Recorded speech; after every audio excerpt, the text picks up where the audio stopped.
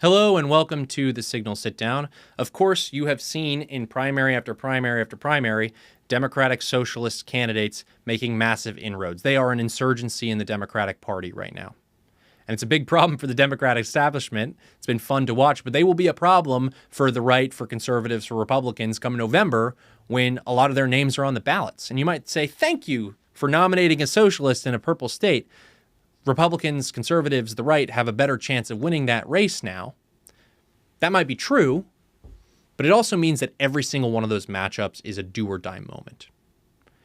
And the reason that the socialists have been so successful is because they've been messaging on affordability. They don't actually care about affordability. They care about their own power. They didn't care much about affordability during the Biden administration when inflation was out of control, job growth was slacking, wage growth was hardly anything. Still more wage growth stagnation. But now they're talking about Medicare for all. They're talking about universal child care. They're talking about abolishing debt, fixing the costs of college education to bring the costs back down. These are policy solutions that have been tried, and they have failed everywhere that they've been implemented. But that's not going to stop them from talking about it, and it might not stop them from getting implemented if the right does not have a good message, a good vision for what life under conservative governance actually looks like. And we saw a preview of this.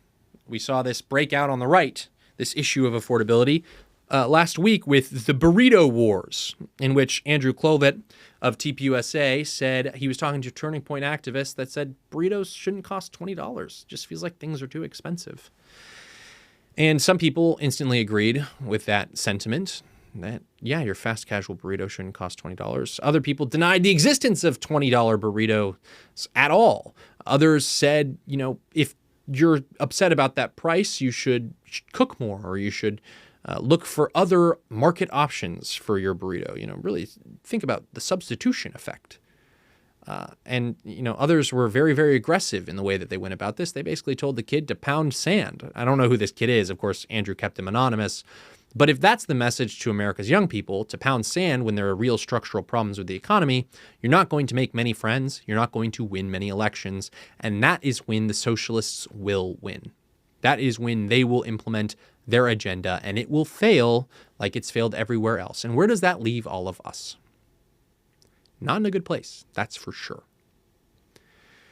So the reality is that there's real structural problems in our economy that need to be addressed. There is the income effect and the substitution effect, right? Of course, you can cook more at home. That's for sure. Those are things within your control.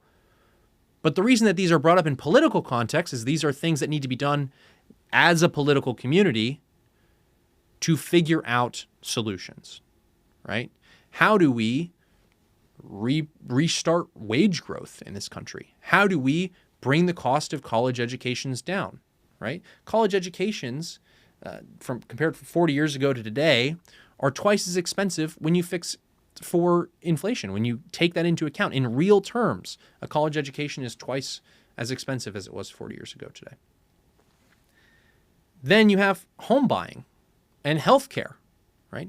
Healthcare, much more expensive, about 2 times more expensive than 40 years ago when you put it in real terms. That means taking inflation out of the equation. Home buying, it used to be that your median wage was $50,000 or so, and you'd save up for 3 years, or if you pocketed all that money for 3 years, you'd have $150,000. Now it's about the average cost of a median home, a nice starter home in a safe neighborhood. Today, that's now 5 to 7 times. So let's say you make $50,000 a year today, your home is going to cost $250,000, $350,000, even up to $500,000, depending on where you live, just to get into that safe neighborhood, right? It's a lot more labor to get to a starter home. These are structural problems with the American economy. And if the message is to pound sand, it's no surprise that the young people are going to go the way of the socialists, because you're not offering them an alternative. You're not offering them a vision of what conservative governance can actually look like. How are we going to help you not control everything around you, not control every circumstance and hand you a better life than your parents, but create the preconditions for human flourishing so that you can live a life that is equal or greater than the life that your parents lived. And John Doyle of The Blaze has been talking about this issue. I think he's spot on. I think anyone on the right, neocon to paleocon, can get behind how he's talking about these issues, right? There is something that we are going to lose if it means that the young people can't go to the soda fountain like they did in the 1950s, right? That soda fountain might be a Chipotle or a Taco Bell today. They might overcharge you for your burrito, but it's good for young people to go to a local fast food restaurant and chew the fat for a few hours. We want them to be able to do that.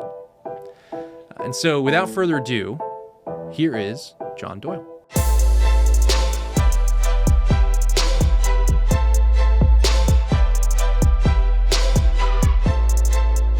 John Doyle, welcome to the Signal Sit Down, man. Thank you for having me. Very excited to be here. Well, excited to have you because it seems like the perfect time to discuss everything that you've been up to over at The Blaze. I mean, the show is just awesome. You're doing a great job at voicing real political concerns that younger conservatives, younger right-wingers actually have, that, as we've seen over the past week, people aren't really inclined to give airtime to. So first and foremost, we just got done with the burrito wars, the burrito gate, the burrito discourse. It's all about affordability for younger generations of Americans, whether they're on the right or the left. And, you know, of course, we wake up this morning on Monday when we're recording this, and there's stories from the Wall Street Journal and there's stories from other publications talking about the difficulty that Republicans and the right are having on the affordability messaging. And, of course, the left's response to it. So close this loop for us. Where do the burrito wars leave us as August kicks in, right? Nobody's in town in Washington. There's going to be no continuing resolutions or Save America Acts to cover. It's going to be all about midterms, all about messaging. What footing is the GOP on with this affordability messaging right now? Yeah, I mean, I guess the first thing to understand is that most influencers are basically prostitutes, and they don't really believe anything, and they just want to get as much attention for themselves as possible. And obviously, you're not going to get a lot of attention by curating your message to appeal to like young people who are sympathetic to conservative values, because there just aren't very many of us. Like, insofar as young people are even paying attention to politics and then are concerned about affordability, like they're going to probably be liberals or something. So like young conservatives who are concerned about affordability are pretty few in number. And so it's not surprising to me that like the mainstream kind of conservative media infrastructure, be that alternative, social, more establishment, is going to basically be telling people, hey, yeah, you should like pound sand and just pull yourself up by your bootstraps and work harder.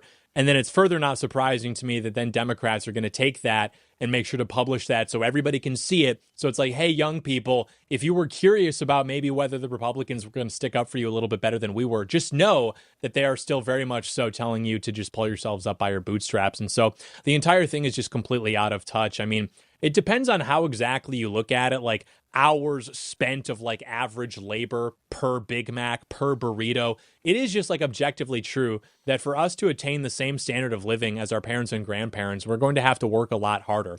They'll talk about like, you know, Zillow prices, and you can still get a house that's $50,000 if you want to live in like a crack neighborhood. At the end of the day, the question is like, how hard do I have to work to get a nice home in a safe neighborhood?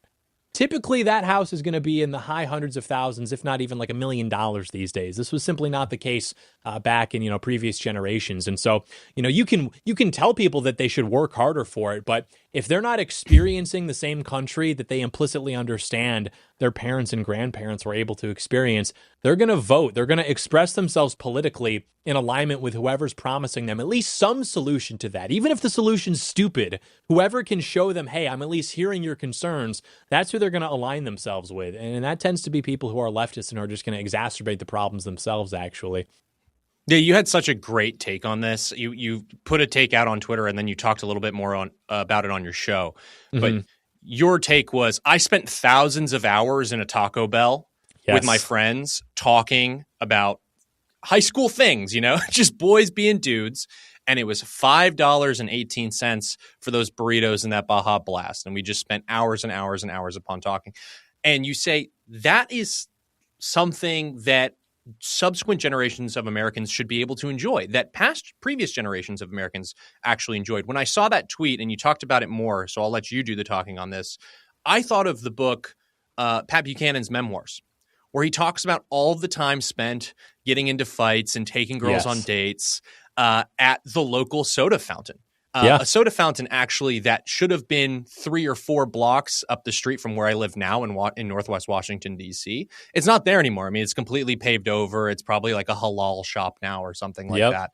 But it is a precondition, like one of the agreements in American society is that these places will exist and that you should be able to enjoy them as a young person. It should not be a luxury good to sit with your friends at Taco Bell and chew the fat.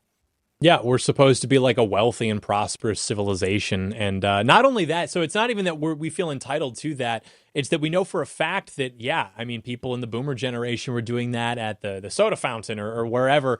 And I know for a fact I was doing that, 15 years ago at Taco Bell. I used to take my paycheck from Subway and I would go put it in my bank and I would withdraw from the ATM in $20 bills.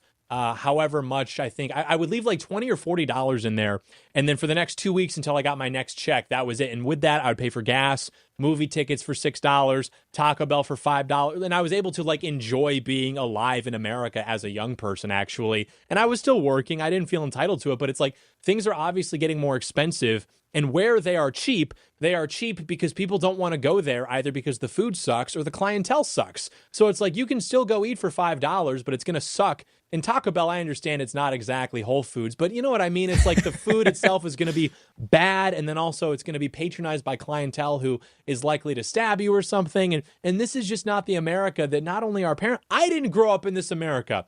In the last 15 years, things have accelerated to where even I, at 26, am noticing that they're not quite how they used to be. And whoever fails to address that is going to lose, not only politically, but like ultimately. Like this is a civilizational level problem that we're facing. This isn't just like the economy's in a bad cycle. Things are bad specifically because we have like 50 million people here who are not supposed to be here. That makes prices more expensive. That affects inflation. That affects everything.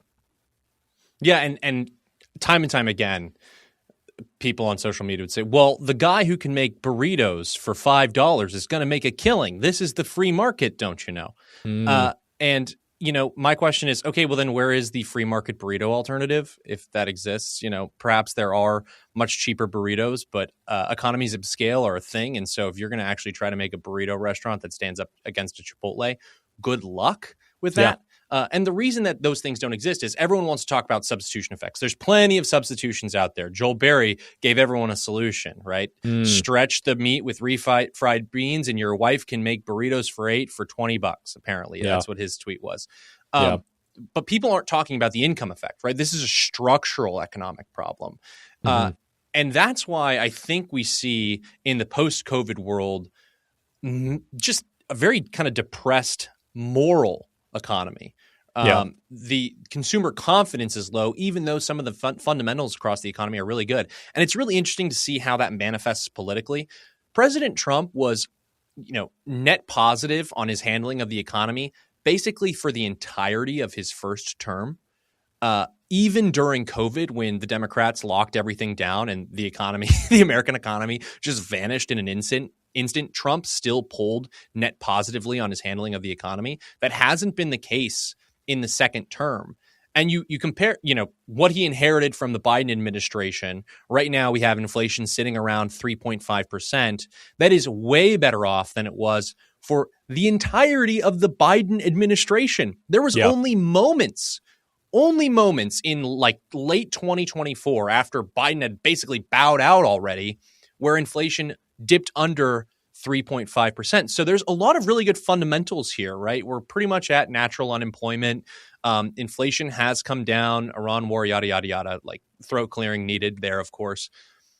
But the structure seems pretty darn solid. How do we get to messaging on the structure that can lead to the golden age, as people are calling it, versus the pound sand message? Because it seems just like everyone's too lazy to talk about the fundamental realities of the structural economy, and that people are upset. So their response is going to be pound stand instead of making a cogent argument for a good structural economy on which we can build off of.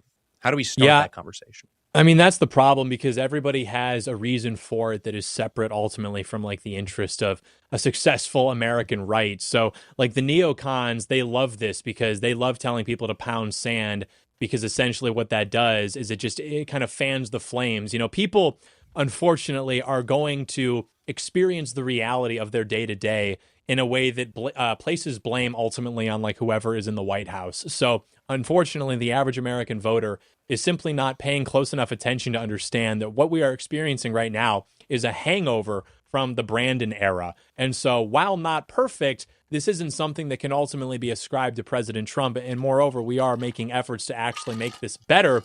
They're still going to experience this as like, why are things expensive? Guy in red tie is in White House. I'm going to vote for guy with blue tie.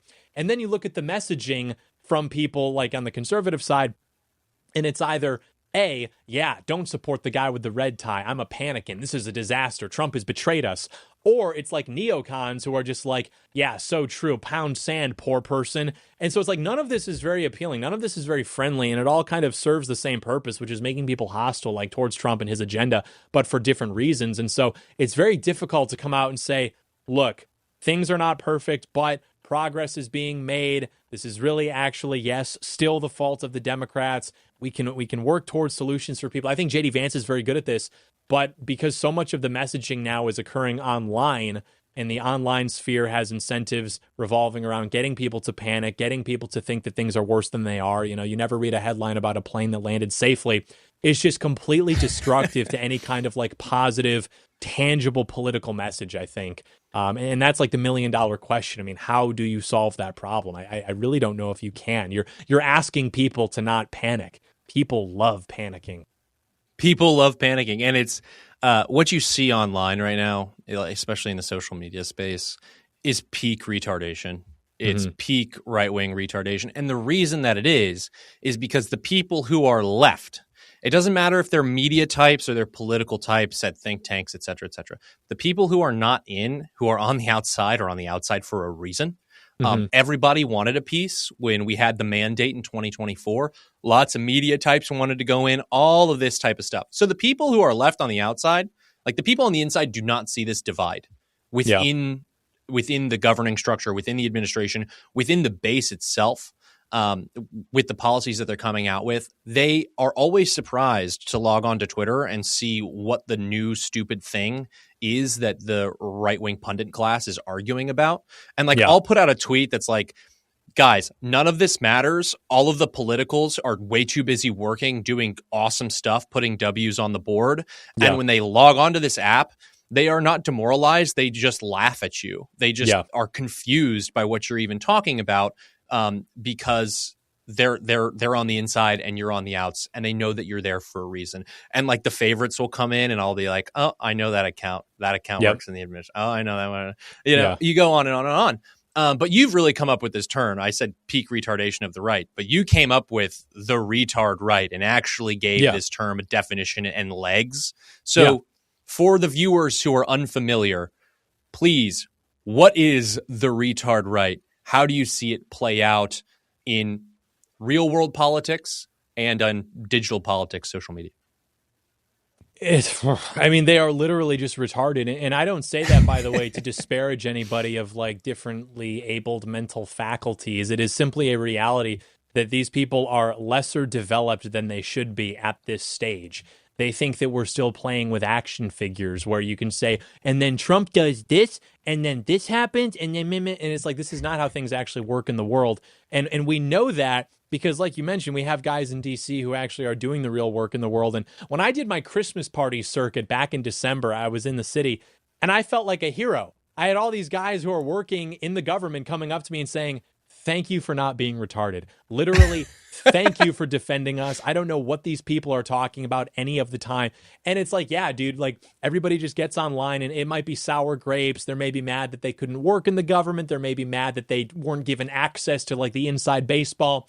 But as a result, they've decided their best next move is to just try to like burn everything down and turn the public against Trump. So some accomplishment will be announced where people should be taking victory laps, and then people are replying and attacking it. But they're not attacking it because they disagree with the accomplishment. They're attacking it because they would like the accomplishment, but they just don't believe that it's actually happening. They're like choosing to believe that no good thing is actually happening. It's all a psyop. It's all, meant to control them. And the real way that we win is by either not voting or actually voting for Democrats, because then when everything burns down, their niche political ideology will ascend and stand atop the ashes and rise like the phoenix. So yeah, it's just completely stupid. We've kind of seen this cycle play out many, many times in the last 10 years of this kind of like Trump has betrayed us. We have to do this other thing. I've only been doing this for 8 years. I've seen it, in 2020. I saw it in 2021 with DeSantis, that campaign kind of beginning. Then, of course, there was Kanye West. Now there's like this kind of third party anti-Vance. We need Tucker Carlson at the helm, maybe Thomas Massey. It's always never Trump, but by, XYZ means. But the play is always to turn people against Trump because he's the only person who's ever actually threatened the bipartisan political establishment, certainly in our lifetimes. And you have a kind of a left-wing, right liberal manifestation of this, and a, I guess, right-wing manifestation of this. What are the two, I guess, vices of these two camps, right? Because they all are considered retard right. It's a great umbrella term. It's a great catch-all, but they are retarded in two very different ways. I guess that's a good question. I don't know. I think they're all basically leftists, like spiritually. Like a lot of the conspiracy theorizing, for example, rests on the premise that like the people need to wake up because then the people will do something. And this is just not the case. I mean, if you're like a right-wing guy, you understand, the governing minority is always going to govern the like disorganized majority. And so a lot of this is just like contingent upon the idea that if like we wake up the people to the truth about like all of these, red pills or conspiracy theories or inconvenient facts about how the world works, then finally, magically overnight, everything will just like go our way.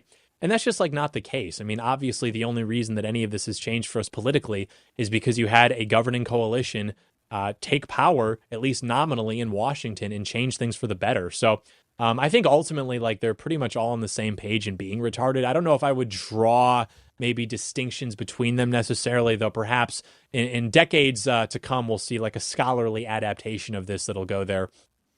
Historians will look back at the burrito discourse and tell us what actually happened. No, but it's really interesting to think about the coalition and where it stands today, because poll after poll after poll, you'll see X policy, right? So the most polled, of course, right now is the Iran war. So let's use the Iran war as an example.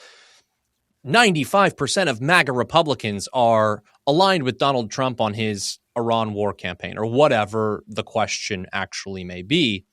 And they use that as a cudgel, supporters of the war or supporters of whatever policy is in question against people who are within the coalition themselves rather than going after the left.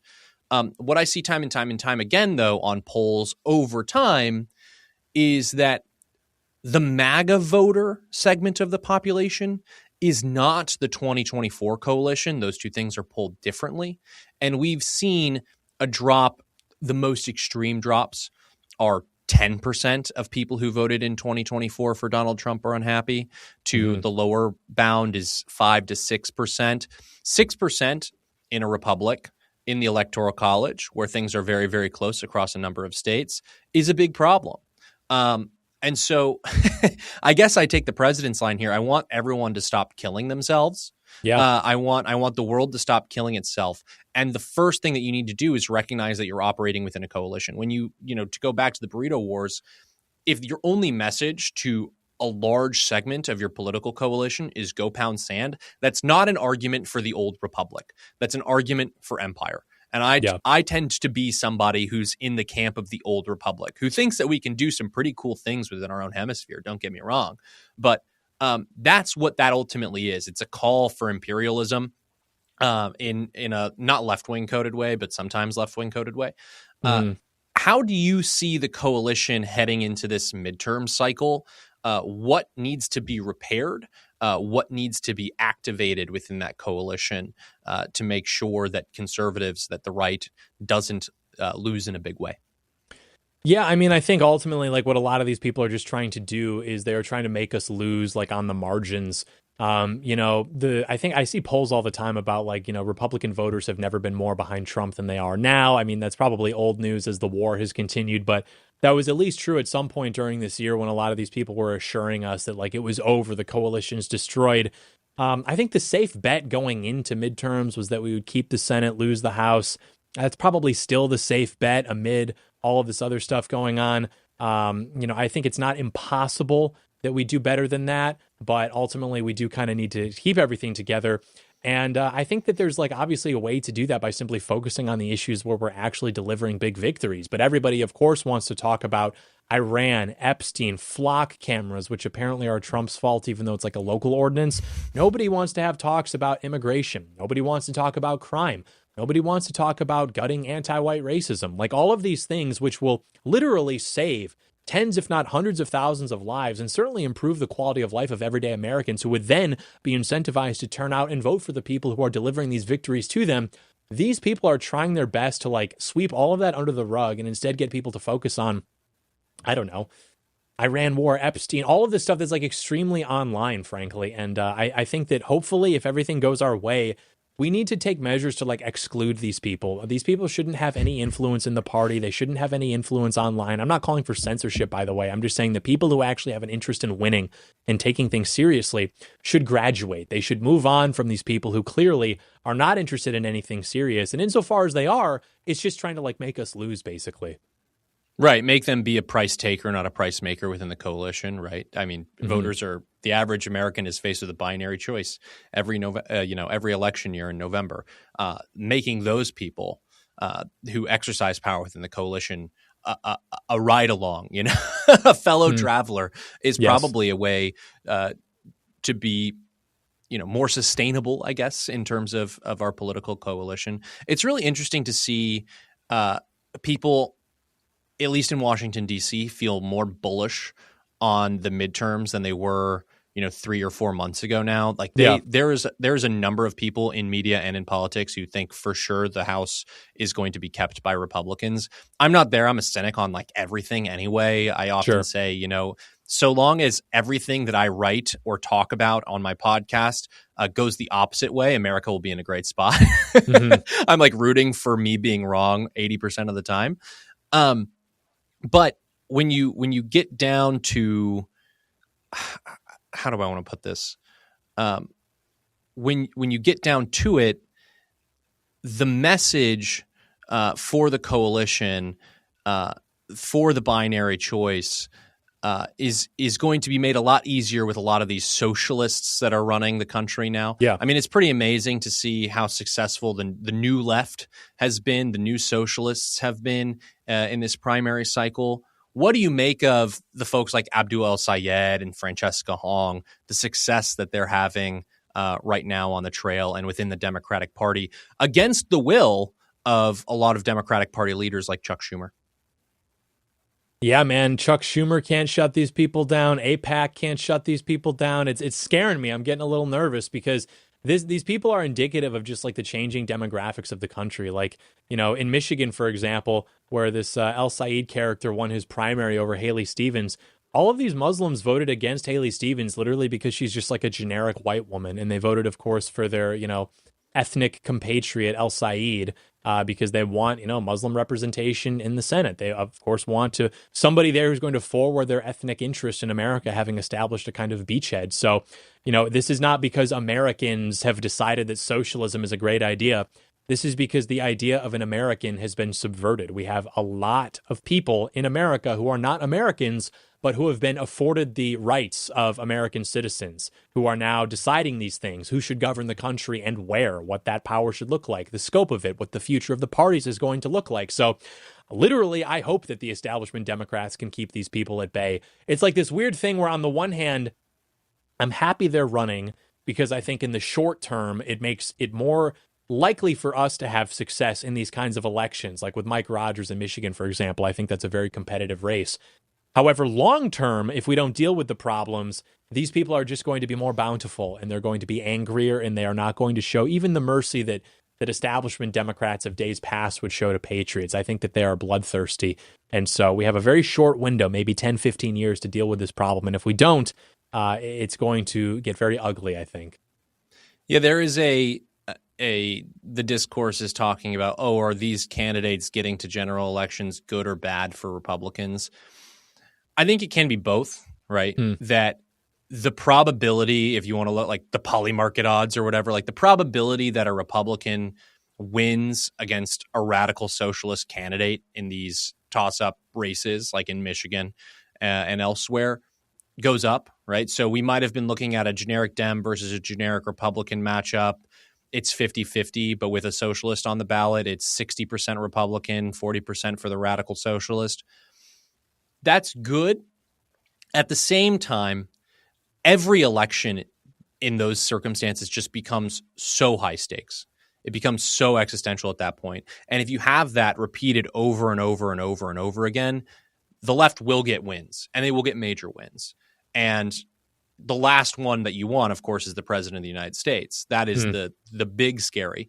But just a senator here or there over time can really change the coalition. I think that's kind of what you're pointing to with, Democratic leadership right now. Once the generational turnover happens, where are things going to be left off? There was an interesting piece in the New York Times today called Inside the Left's Playbook for Winning Elections. And it talks about how Francesca Hong and Abdul El-Sayed, they're really relying on decentralized campaign structures, which is an idea that they actually got from Mamdani. It's an idea that they got from a ton of left-wing organizations, by the way, right? The DSA, actually its national headquarters is very small. It's based out of New York City. But there's not a ton of people associated with the national DSA. A lot of the activity happens within the chapters themselves. And so it's this decentralized model that people like Francesca Hong and Abdul El-Sayed have adopted and just said, we're going to knock on doors. We're going to return to an old style of politics. We're going to feel the voters' pain, and we're going to tell them Medicare for all will solve all your problems. The question for me, at least, is if you're running for mayor of New York in a very crowded primary and a very crowded election, you'll be okay. Can it scale? And I'm not positive that it can scale, especially in the modern media environment. It can help you win a primary. It can help you boost turnout in some certain enclaves, right? Like Grand Rapids, Michigan just went overwhelmingly for Abdul El-Sayed. If it doesn't go that overwhelmingly for El-Sayed, he probably doesn't win that primary. But what do you make of this new tactic from the left, importing the Mamdani model all across the country for these midterm elections? Yeah, I suppose I agree with you. I don't know that it can scale yet, and that's what I'm worried about. I think that ultimately, insofar as we can import more of their co-ethnics, it will scale. Like when people are, we saw this data in New York. People who were born in New York didn't go for Mamdani. It was all of the foreigners who now live in New York who put him over the line.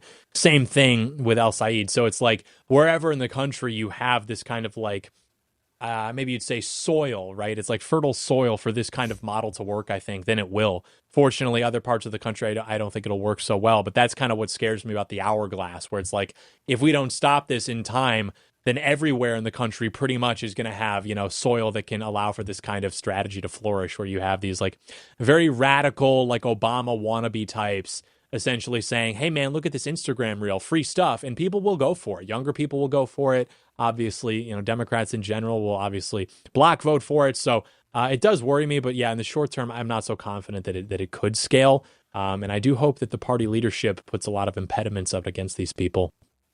Are you still at the normie? Like I'm at the normie take as well. Lose House, keep Senate, or how would you rate this in terms of strongly disagree to strongly agree? That 5 tranches of agreement. Republicans, it will be a blue wave. I guess you could say it'll be a blue tide. Not much will change. Red tide, red wave. Where are you at right now? I really don't think a whole lot's going to change. On the one hand, you've got that like incumbent disadvantage where obviously, the president's party is always going to lose seats, except for I think 5 times in the last few decades. But there's also just not that much energy on the left. I mean, they are still pretty demoralized. They're not as angry as they were during Trump 1.0 during the midterms. I think things aren't going as well as we would like, but ultimately, I don't think it's enough for there to be a real blue wave of sorts. And so I could still very easily see a scenario where we do keep the House, but I don't think that we're going to get like blown out of the water or anything. Yeah, the structure, too, has changed just so much since 2018 when Dems picked up 40. It was like 18 seats on election night, and then 3 weeks later, it was like, oh, they got 40 seats, by the way. Huh? What happened? But so much has changed, right, with redistricting. There's not a lot to play for on the House side. There just isn't. And so I think if the Democrats do take it back, it'll be just a few seat majority. And then all you need is a few brainworms, like the Fetterman brainworm, and the Democratic coalition is sunk. Patriot which is what Fetterman. which is what Mike Johnson has had to deal with, right, with some of the more intransigent members of his own conference. And it's been shocking to see how much better Johnson has managed this Congress than John Thune. At the beginning, you thought, all the pressure is on Mike Johnson. Now it's looking like it's all on John Thune. Speaking of, you said Trump 1.0 versus 2.0. Well, now people are talking about woke 1.0 versus woke 2.0.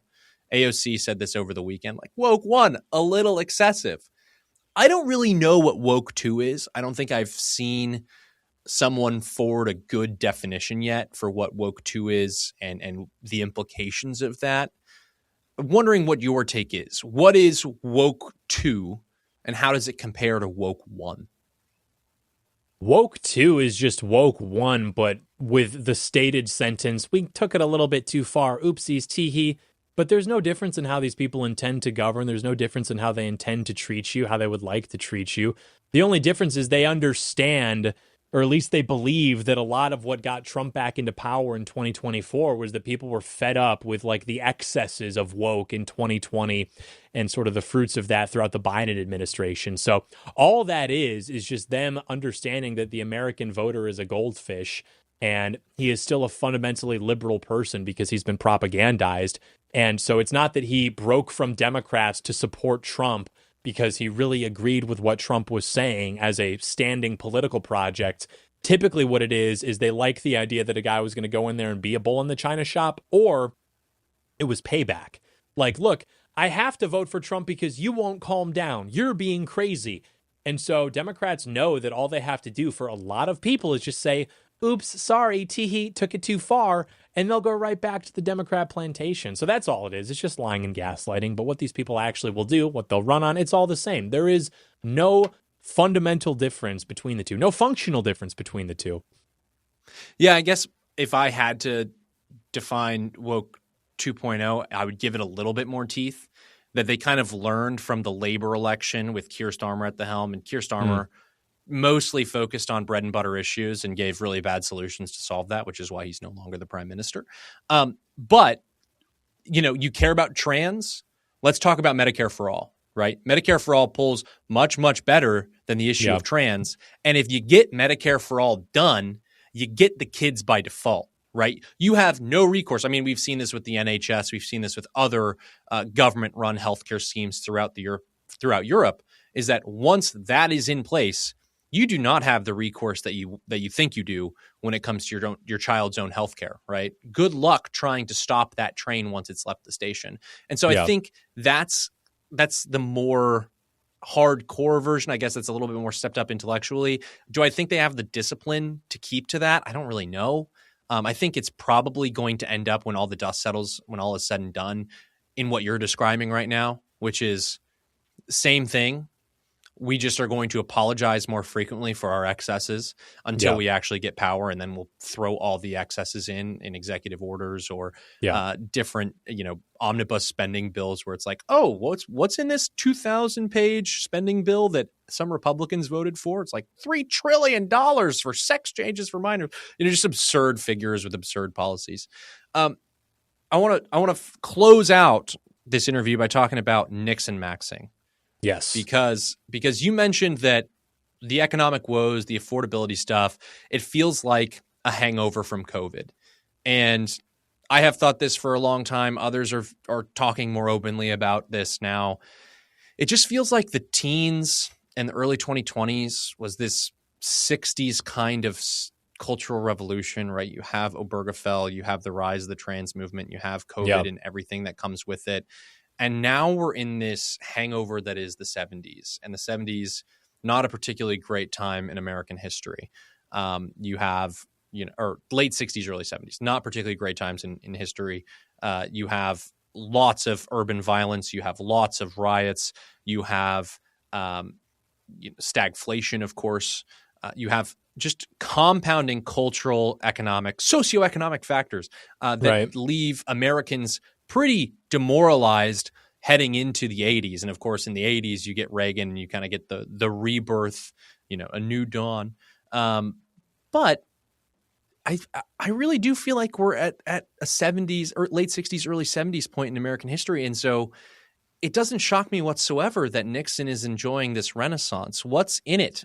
What's in this Nixon maxing stew that's boiling on the right now? I think a lot of it is just that young people have an implicit sense that we've been lied to about our history. And when you get beyond that, not just the founding fathers and how we treated the Indians, but even like some political figures who've been controversial throughout American history, people like Richard Nixon, we learned that this guy was a crook and that he was the worst thing to ever happen. We don't really learn anything, not only about his presidency, but specifically why Americans voted him in a landslide and then voted him in a second time in an even bigger landslide. We never hear about that. And so there is this kind of like curious revisiting where it's kind of the same attitude that I think that a lot of young people really liked about Donald Trump, where it's like, here's this guy who is being persecuted by the establishment. He's right wing. He wants to do all these great things for America. But I think that because young people always want a little bit more, and we're seeing that Trump is now the political establishment, he is now the president, he's no longer the outsider, I feel like they kind of want something that they're finding in Nixon, where it's like, okay, I can make Nixon into a mythology. I can look at him like an ink blot and interpret him any way I'd like to, even though, Nixon didn't go as hard as we would have liked on a lot of things. He even expanded some things that we really don't like affirmative action, stuff like this. And so it's like, if you really looked at it objectively, you might be upset with some of what you find. However, if you're like looking at hype edits of Richard Nixon and all this, then it's like, okay, we've got this. And so it's inspiring, I think. It's inspiring to young people to see a guy who's been smeared, who was a patriot, who wants to take on the political establishment. So a lot of what they liked about Trump, but perhaps have maybe fallen out because they want to be edgy, they want to be whatever, they can go back and rediscover with Nixon, I think.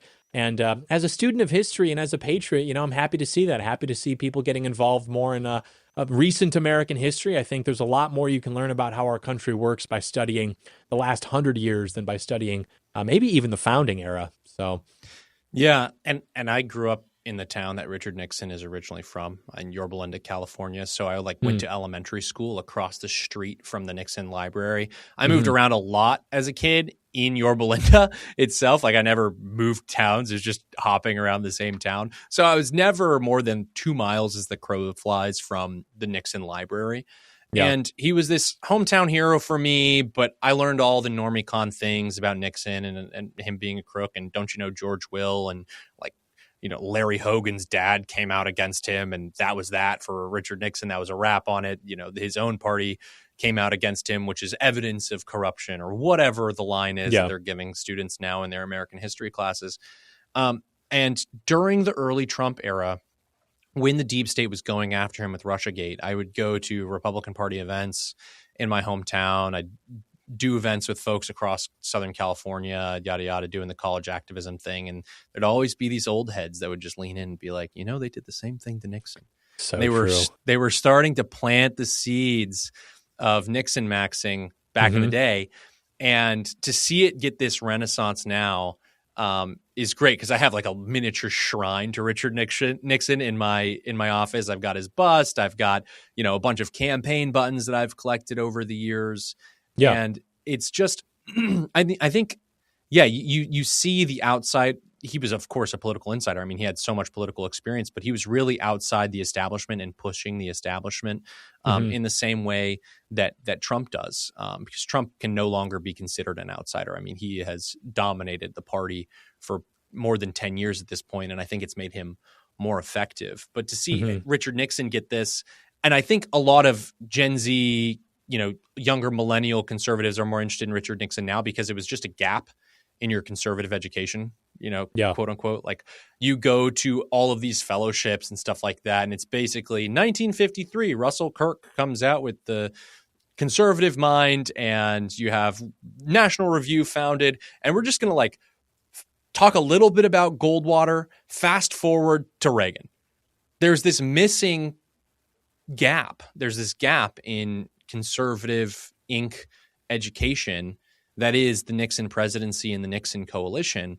And there's so much to be learned from that era in history, because there was never going to be Reagan. There was never going to be a conservative movement with real political power. There was never going to be a conservative movement that guided a larger coalition without Nixon. So I don't understand the hate from Con Inc. for Nixon when he made all of it possible.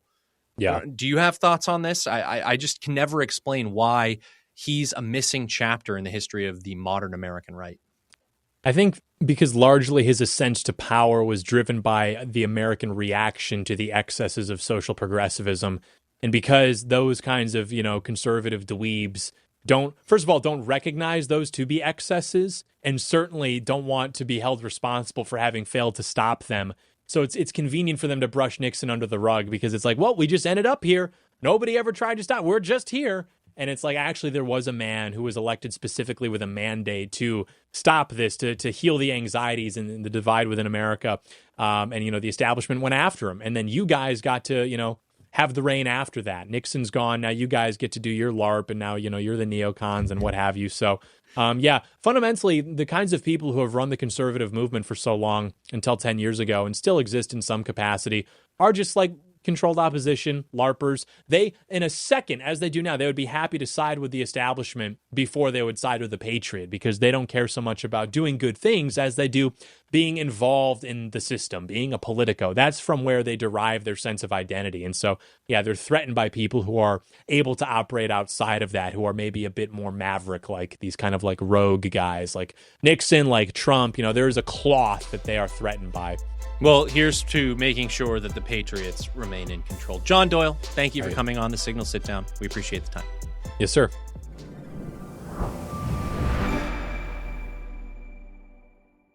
Every state is home to significant historic sites that tell the American story, but not every site is telling that story honestly and fairly. That's why the Heritage Foundation created the Heritage Guide to Historic Sites. This interactive guide equips American citizens with the tools they need to enjoy the sites that depict some of the greatest moments in our nation's history, analyzing them for historical accuracy, and provides resources for families or educators planning a visit. From Mount Vernon to Independence Hall to Gettysburg and more, Americans deserve transparency, and sites that steward our history faithfully deserve our gratitude. The Heritage Guide to Historic Sites invites every American to rediscover the places and stories that define our nation, whether it's across the country or in your backyard. Visit historicsites.heritage.org to start your adventure today. Thank you so much for tuning into the Signal Sit Down. If you liked what you heard here today, be sure to hit like and subscribe on YouTube, Spotify, Apple Podcasts, wherever before you go. And we love your feedback. It really does help the show. So please remember to leave us a review and comment who you'd like to see on future episodes of the Signal Sit Down. It's because of your support and your interest and your engagement that allows us to continue this incredibly fun work. And together, we'll continue to expose how Washington really works and affect real change. We'll see you next time on the Signal Sit Down.